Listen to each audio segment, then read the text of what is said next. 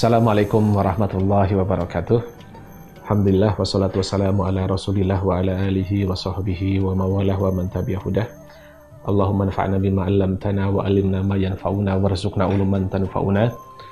Rabbana hab lana min azwajina wa dhurriyyatina qurrata a'yun waj'alna lil muttaqina imama. Allahumma ij'alna muqimis shalah wa min dhurriyyatina rabbana wa taqabbal du'a.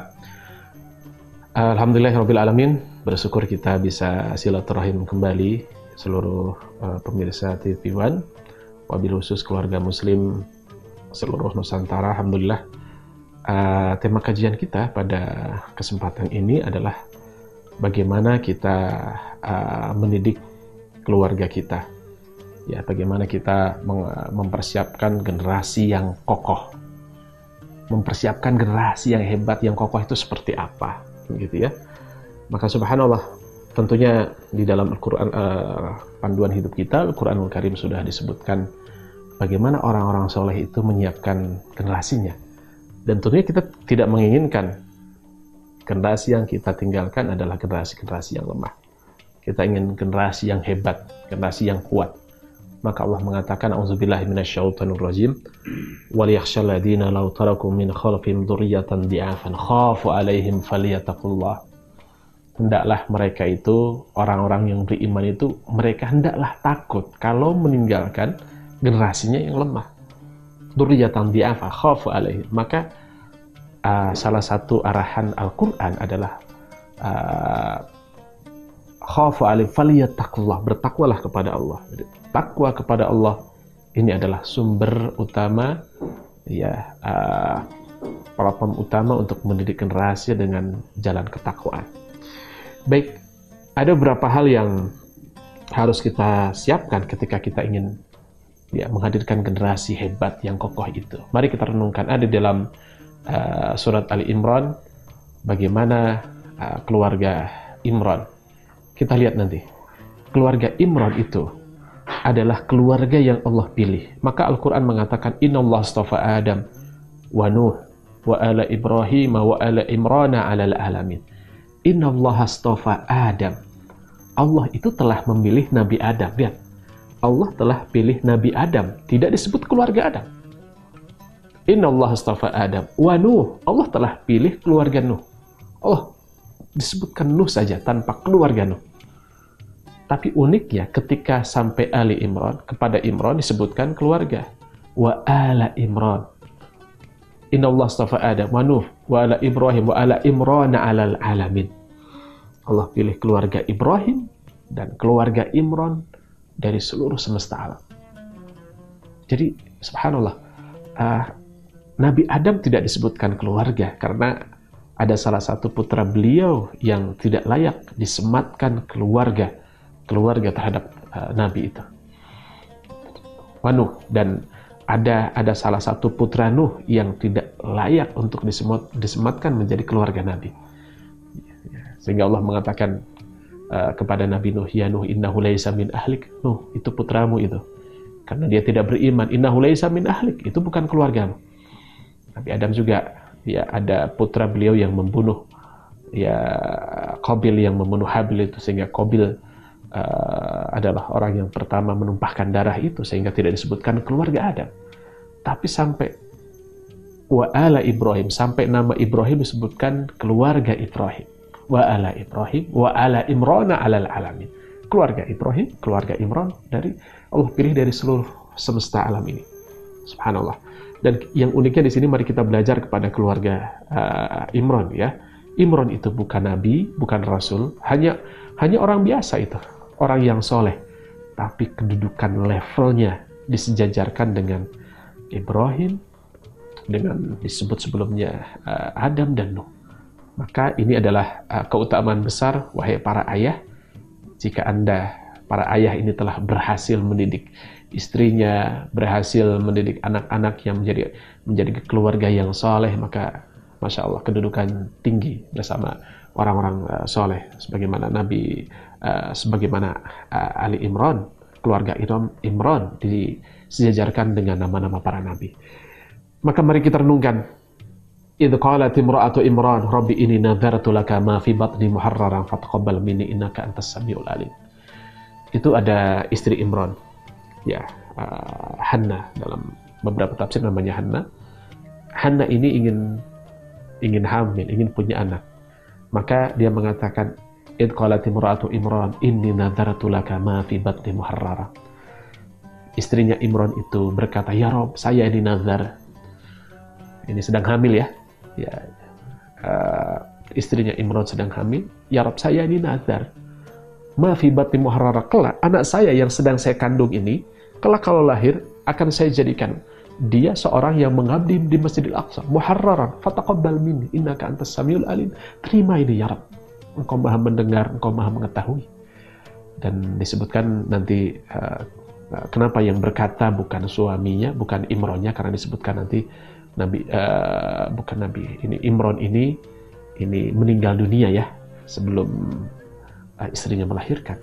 Ya, maka lihat, yang harus dilakukan oleh para ibu hari ini adalah mereka harus meniatkan, kelak ya Rabb, kelak nih anakku ini kalau lahir ya Rabb, akan kudidik dia dengan pendidikan yang baik, akan kuajarkan dia keimanan agar kelak menjadi hamba-hambamu yang saleh. Maka nanti disebutkan falamma wada'ataha qalat rabbi inni wada'tuha unsa wallahu a'lamu bima wada'at wa laysa dzakaru kal unsa. Ya Rabb, ternyata ya Rabb, ketika lahir ini, yang saya lahirkan ini wada'tuha unsa, ternyata anakku ini perempuan ya Rabb. Zaman dulu kan belum ada alat-alat yang canggih untuk mendeteksi jenis kelamin ya, USG dan seterusnya kan tentunya belum ada gitu, sehingga kok anak yang saya lahirkan ini perempuan. Kalau gitu tidak bisa dong dia menjadi orang yang ngurus Masjidil Aqsa. Walaysa dzakaru kal unsa, laki-laki berbeda dengan perempuan ya Rabb. Ya, kalau dia laki-laki bisa dia menjadi imam di Masjidil Aqsa, ngurus masjid bisa. Ini perempuan. Wallahu a'lamu bima wada'at. Engkau lebih mengetahui. Ini pelajaran penting juga. Lihat, hadirin, Allah mengetahui ini jenis kelamin yang dilahirkan oleh ibu-ibu, maka pasrah saja dengan ketentuan Allah. Ingin laki-laki diberi perempuan, tidak apa-apa. Yang jelas, yang penting nanti kelak menjadi orang yang saleh-salehah. Ya, wallahu a'lamu bima wada'at wa laysa dzakaru kal unsa. Poin berikutnya adalah tadi ya, niatkan anak kita ini akan kita didik menjadi anak yang saleh. Yang kedua, wa inni samaituha Maryam. Saya beri nama ini Maryam ya Rabb. Saya beri nama ini Maryam. Maryam itu hadirin, itu artinya adalah hamba, seorang hamba perempuan yang soleh, hamba perempuan. Ini samaituha Maryam. Inni u'idzuha bika wa dzurriyyataha minasyaitonir rajim. Dan saya mintakan pertolongan, perlindungan kepadamu ya Rabb untuk Maryam ini, yang bayi ini. Untuk Maryam dan kelak keturunan Maryam ini. Wa dzurriyyataha minasyaitonir rajim, dari setan yang terkutuk itu.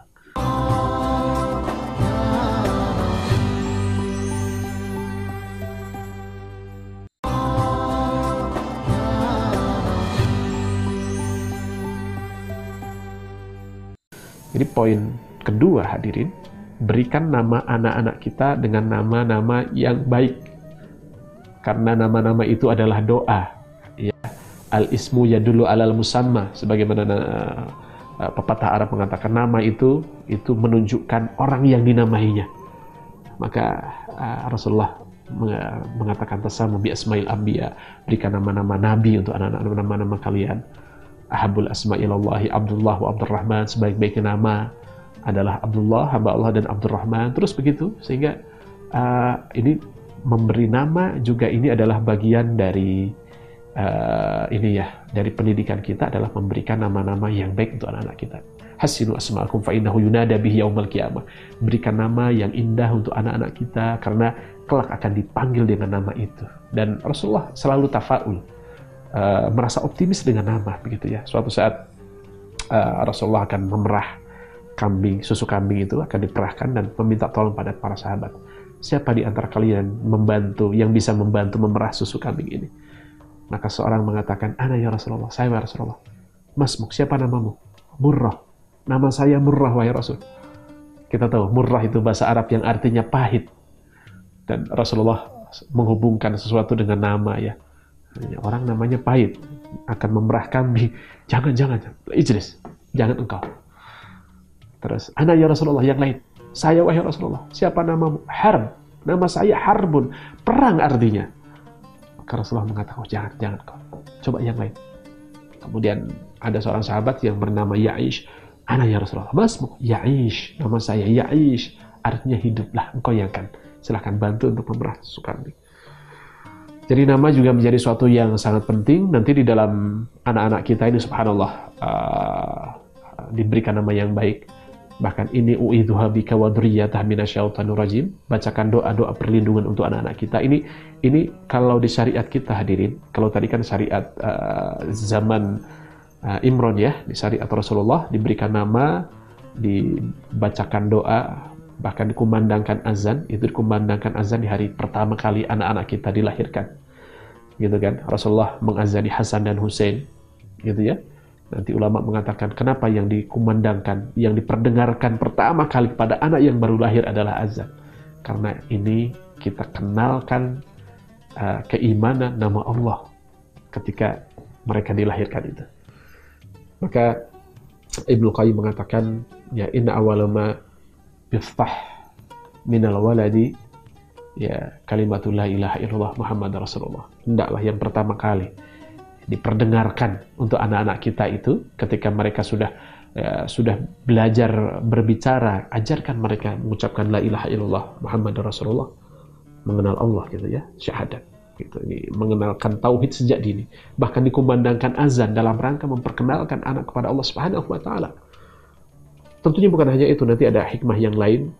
Ya, di dalam hadis disebutkan bahwasanya mamin mauludin yustahalu sarikhan ila Maryam wa ibnuhu, ya tidaklah anak yang baru lahir itu kecuali dia sudah diganggu oleh setan ketika dilahirkan, dia sudah menangis, itu dicubit oleh setan.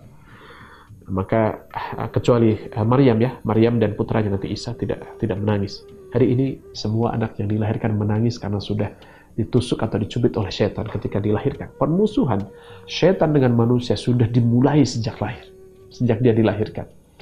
Maka dikumandangkan azan ini dalam rangka agar gangguan setan dan seterusnya pergi dari anak-anak kita.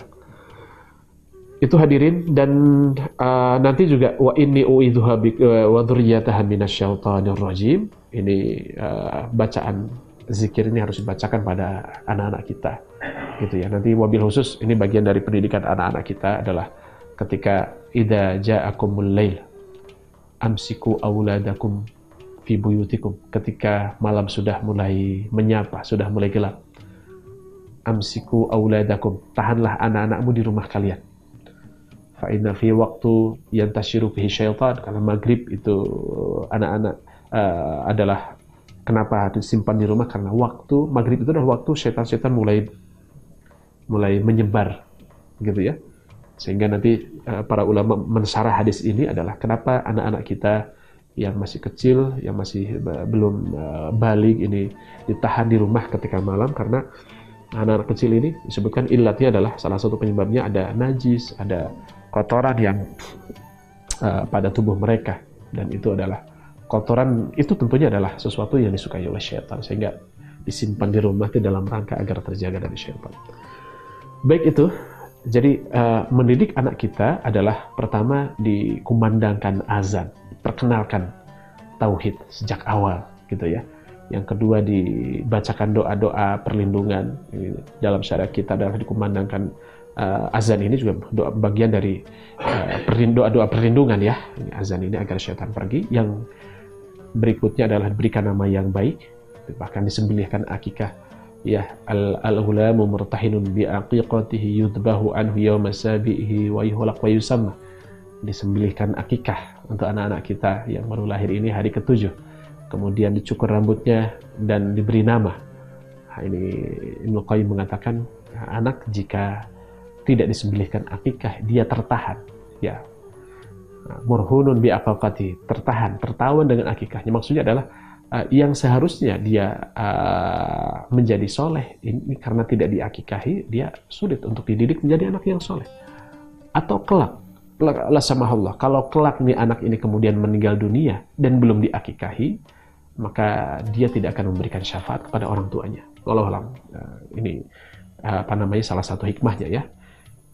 Itu, dan ini ada hal yang yang harus mundur sebelum ini semua adalah bagaimana mendidik anak-anak kita juga bagian dari seorang ayah dalam pendidikan anaknya adalah intiqaul ummus salihah, memilihkan calon ibu yang salihah untuk anak-anak kita.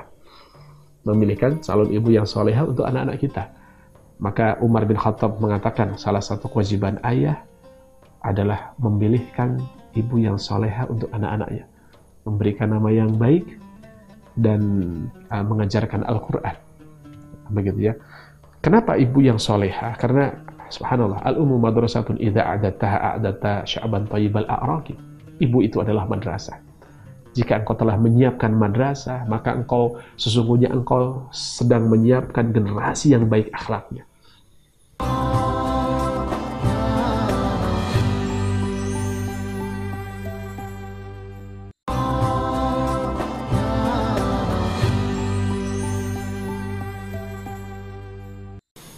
Jadi subhanallah, di awal saya sampaikan yang bertanggung jawab dalam pendidikan generasi adalah ayah. Naam, para suami, para ayah, ini mereka yang bertanggung jawab atas pendidikan generasi ini.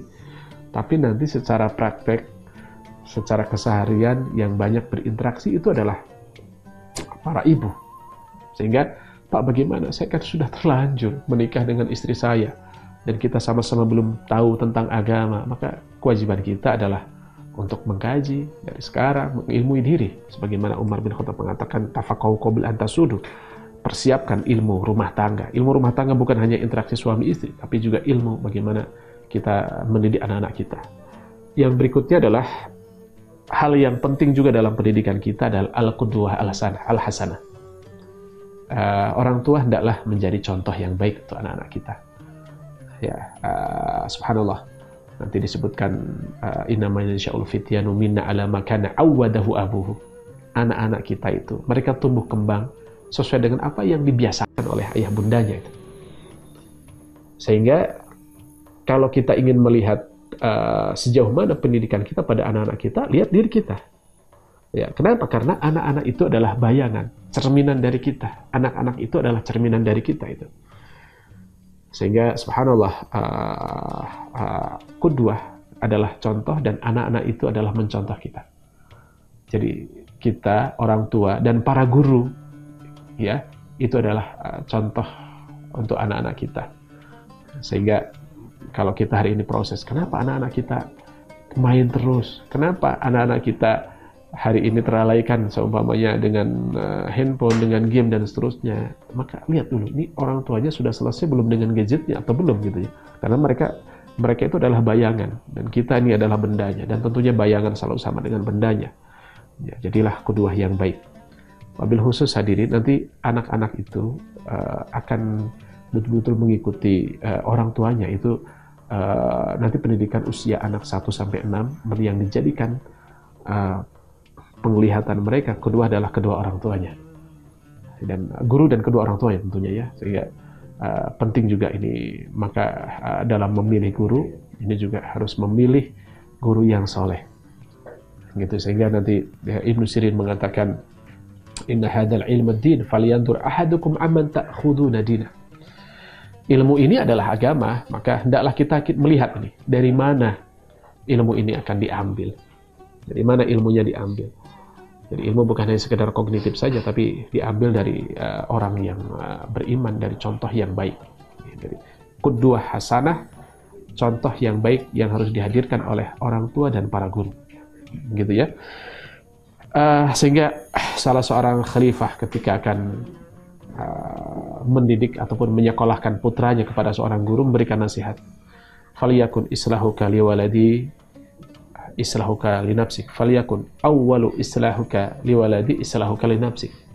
Hendaklah pertama kali ketika engkau ingin islah, ingin memperbaiki anakku, yang harus engkau lakukan adalah perbaiki dirimu. Kenapa? Karena fa inna uyunahum ma'qudatun alaik. Pandangan mereka itu terfokus padamu, wahai orang tua, wahai para guru. Yang engkau lakukan itu dianggap baik. Fa innal khair ma sana wa inna syarr ma tarak. Yang engkau lakukan itu dianggap baik sama anak-anak itu, sehingga diikuti. Yang engkau tinggalkan itu dianggap buruk oleh anak-anak kita, sehingga mereka akan meninggalkan apa yang engkau tinggalkan.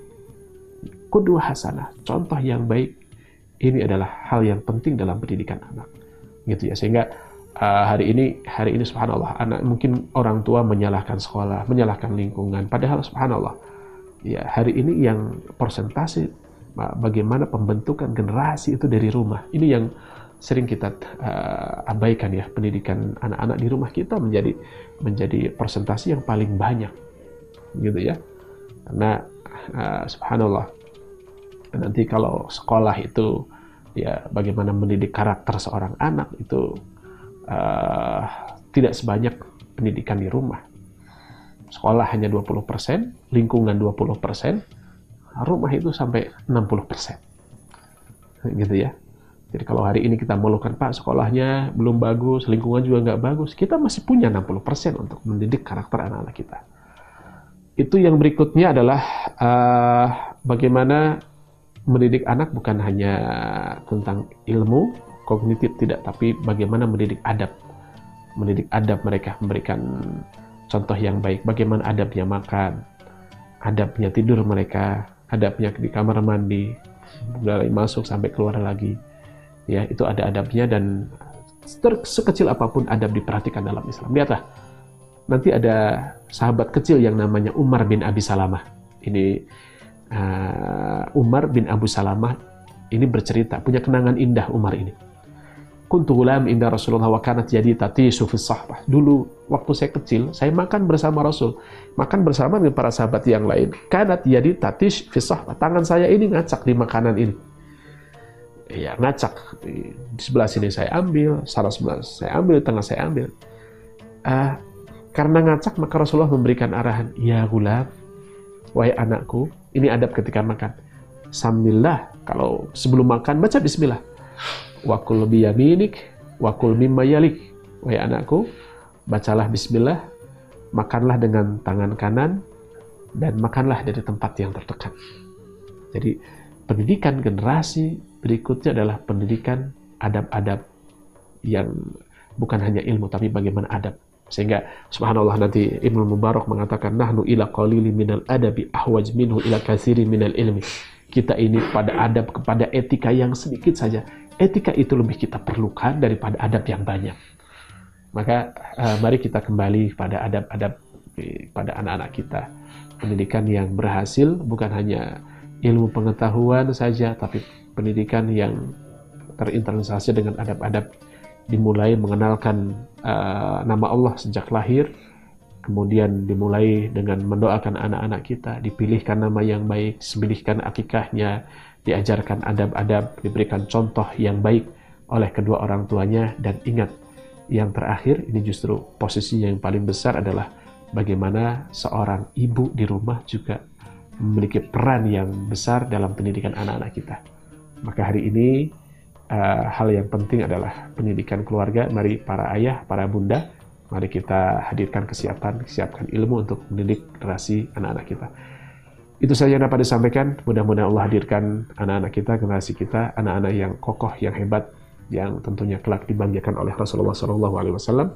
Aqulu qouli hadza wa astaghfirullah li wa lakum. Wassallallahu ala sayyidina Muhammad wa ala alihi wa sahbihi wa barik wa sallam tasliman katsira. Walhamdulillahirabbil alamin. Wassalamualaikum warahmatullahi wabarakatuh.